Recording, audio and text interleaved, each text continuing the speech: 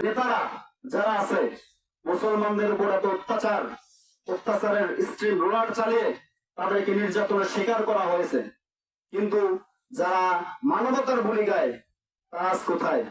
2019 সালে নিউজিল্যান্ডের ক্রাইস্টচার্চ মসজিদে নামাজরত মুসল্লিদের উপরে যখন নির্বিচারে পাখির মতো গুলি করা হয়, 55 জন মুসলমান নামাজরত মুসলমানকে শহীদ করে দেওয়া হয়। এই নিকৃষ্ট কুলাঙ্গার বেন্টন ট্যারেন সে আজও জেলে, তাকে ফাঁসির আদেশ দেওয়া হয়নি এখনো। তার মানে কি, আমরা মুসলমান নিজেদের ভিতরে বিভাগ রেখে আমরা সামনে এগোতে পারবো না। আমাদের এক হতে হবে। কি হতে হবে? আপনি যদি একা থাকেন আপনি ব্যক্তি, যদি একসঙ্গে থাকেন আপনি শক্তি। ঠিক না বলেন?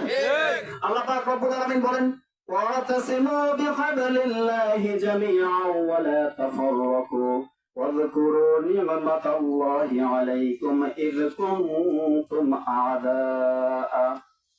আল্লাহ পাক রব্বুল আলামিন বলেন, তোমরা ইসলামের রজ্জুকে শক্ত করে ধরো, ইসলামের রজ্জুকে আঁকড়ে ধরো, যাতে তোমরা পৃথক হয়ো না।